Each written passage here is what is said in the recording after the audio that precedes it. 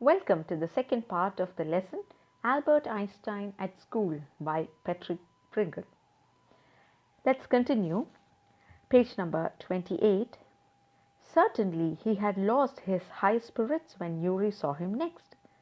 I can't stand it any longer, he said. I really shall have a nervous breakdown that will satisfy any doctor.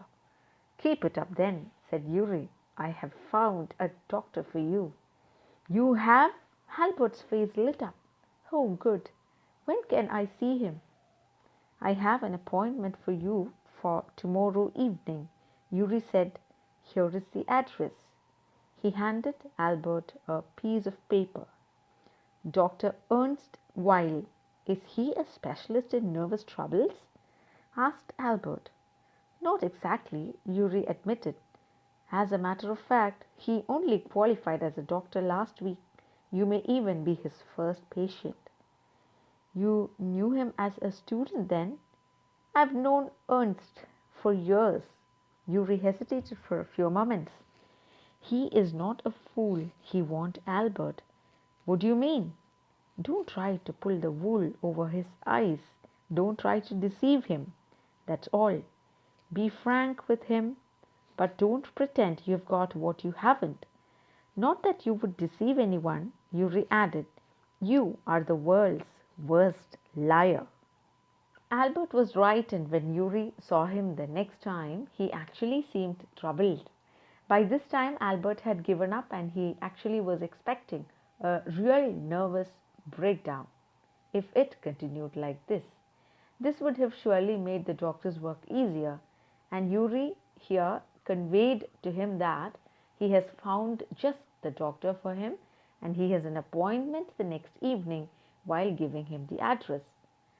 Albert read the doctor's name and he is getting himself prepared for the meeting. The only advice that Yuri gives Albert is not to tell the doctor any lies and not to cheat him. Albert spent the next day wondering what to tell the doctor. When the time arrived for his appointment, he had worried over it so much that he really was quite nervous. I don't really know how to describe my trouble, Dr. Weil, he began. Don't try, said the young doctor with a friendly smile. Yuri has already given me a history of the case. Oh, what did he say? Only what you want me to think you have had a nervous breakdown and say that you mustn't go back to that school. Oh dear, Albert's face fell. He shouldn't have told you that. Why not? Isn't it true then? Yes, that's the trouble. Now you will say there is nothing wrong with me and you will tell me to go back to school. Don't be too sure of that. As a matter of fact, I am pretty sure you are in a nervous state about that school. But I haven't told you anything about it. Albert said, wide-eyed. How can you know that? Because you wouldn't have come to see me about this if you hadn't been pretty close to a nervous breakdown. That's why. Now, said the doctor briskly, if I certify that you have had a nervous breakdown and must stay away from school for a while, what will you do? Here you find that Albert went to see the doctor and told him that he really wanted to be away from school and he tried his level best to explain his miserable situation. But the friendly doctor comforted him and told him that Yuri had already done the explanation for him, and it turned out that Yuri had told Dr. Weil the entire truth and how Albert wanted the doctor to think he had a nervous breakdown because of school. The doctor was a very professional one. He replied that if Albert weren't really close to a nervous breakdown, he wouldn't be really seeing him. He then inquired about Albert's plans once he gets out of the school. Albert continued, I'll go to Italy, to Milan, where my parents are. And what will you do there? I'll try to get into an Italian college or institute. How can you without a diploma? I'll ask my mathematics teacher to give me something about my work. and perhaps that will be enough. I have learnt all the maths they teach at school and a bit more, he added when Dr. Weil looked doubtful. Well, it's up to you. I doubt if it will come off, but I can see you are not doing yourself or anyone else much good by staying here. How long would you like me to say you should stay away from school? Would 6 months be all right? This is very kind of you. It's nothing. I've only just stopped being a student myself, so I know how you feel. Here you are. Dr. Weil handed him the certificate and the best of luck. How much? Nothing if you have anything to spare. Invite Yuri to a meal. He is a good friend of mine and yours too, I think. Albert had no money to spare, but he pretended he had and took Yuri out to supper. Here you find that the doctor is not still convinced if the college idea would succeed, but he is definitely convinced about the fact that Albert going to school is not doing anyone much good. Thus, he confirms if a 6 month away from school would be enough to put his plan in place. Dr. Weil tells him that he understands the situation so well because he has just stopped being a student. He even refuses to take his fees and asks him to take Yuri for a meal. Filled with joy, Albert took Yuri out for supper, even though he had no extra money. Isn't it wonderful? He said after showing Yuri the certificate. Yes, it's fine, Yuri agreed. 6 months is a good period. This way you won't actually be leaving the school. So if the worst comes to the worst, you will be able to come back and carry on for your diploma. I'll never go back to that place, Albert assured him. I'm going to take the certificate to the head teacher tomorrow, and that will be the end of it. Don't forget to get a reference in writing from your mathematics teacher first, you reminded him. Mr. Koch willingly gave Albert the reference he wanted. On seeing the certificate, Yuri assures him that 6 months is a good time period because just in case things go wrong, Albert could come back to finish his school diploma. Albert goes to meet his mathematics teacher to get the certificate. Let's see what happens. If I say I can't teach you anymore, and probably you will soon be able to teach me, will that be all right? Asked the mathematics teacher. That's saying too much, sir. It's only the truth, but all right, I'll put it more seriously. It was still a glowing reference, and Mr. Koch made the point that Albert was ready immediately to enter a college or institute for the study of higher mathematics. I'm sorry you are leaving us, although you're wasting your time in my class, he said. It's almost the only class where I'm not wasting my time, said Albert. But how did you know I'm leaving, sir? You wouldn't have asked me for this reference otherwise. I thought you would wonder. There is nothing to wonder about, Einstein. I knew you were going to leave before you knew yourself. Albert was puzzled. What did the teacher mean? Albert's mathematics teacher expresses his displeasure about him leaving, but again he knew Albert was wasting his time there.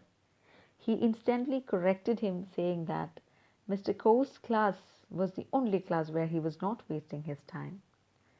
Albert did not tell him anything about leaving, but the mathematics teacher could easily identify it long before Albert realized himself, and also because of the reference letter. Albert soon found out, before he had a chance to ask for an interview with the head teacher, he was summoned to the head's room. Well, it saves me the trouble of having to wait an hour or two outside, he thought. He hardly bothered to wonder why he had been sent for, but vaguely supposed he was to be punished again for bad work and laziness. Well, he had finished with his punishments. To his surprise, Albert was called into the head's room. Although he was not aware of the reason, he was himself going to make an appointment, but was happy that it saved him the trouble of waiting for 1 or 2 hours to meet him. Let's continue. the meeting with the head teacher. "I am not going to punish you," the head teacher said, to Albert's surprise. "Your work is terrible, and I am not prepared to have you here any longer, Einstein. I want you to leave the school now." "Leave school now?" repeated Albert, dazed. "That is what I said." "You mean that I am to be expelled?" "You can take it that way if you wish, Einstein." The head teacher was not mincing words. "The simplest thing will be for you to go of your own accord, and then the question won't arise." "But what crime have I committed?" "Your presence in the classroom makes it impossible for the teacher to teach and for the other pupils to learn. You refuse to learn, you are in constant rebellion, and no serious work can be done while you are there." The head teacher of the school was serious and suggested Einstein that he should leave school on his own accord instead of being expelled, because it would be easier for both parties. Albert still did not understand what crime he had committed. The head teacher explained how his presence is creating trouble for teachers to give lessons to other students, and how no work can be done when he is around. Let's continue. Albert felt the medical certificate almost burning a hole in his pocket, which means that the money he had spent on extracting the certificate, which was paid in terms of a meal with Yuri, the effort that he had taken to get the certificate, had gone waste, as the certificate was rendered useless. He was anyway being sent away from school. Regardless, Albert expresses that he was anyway going to leave, to which the teacher replies that at least for the first time they are agreeing on something. "I was going to leave anyway," Albert said. "Then we are in agreement at least, Einstein," the head said. For a moment Albert was tempted to tell the man what he thought of him and of his school. Then he stopped himself. Without another word, holding his head high, he stalked out. Here you find Albert is deeply pained at the response of the head teacher, and he walks out of his room. "Shut the door after you," shouted the head. Albert ignored him. He walked straight on, out of the school where he had spent 5 miserable years. Without turning his head to give it a last look, he could not think of anyone he wanted to say goodbye to. Indeed, Yuri was almost the only person in Munich he felt like seeing before he left the town he had come to hate almost as much as the school. Elsa was back in Berlin, and he had no other real friends. "Goodbye and good luck," said Yuri when he left. "You are going to a wonderful country, I think. I hope you will be happier there." Here again, Albert was not at all regretting for leaving the school. He did not even look back at the place where he had spent the most terrible years of his life. He had no real friends or close acquaintances whom he could bid goodbye. He met Yuri before leaving, who wished him well and hoped he would be happy in the country he was going to. Elsa was also back in Berlin with her family. Thus there was no one else he could say goodbye to. At last, Albert was out of school. Thus we come to the end of the chapter. Thank you.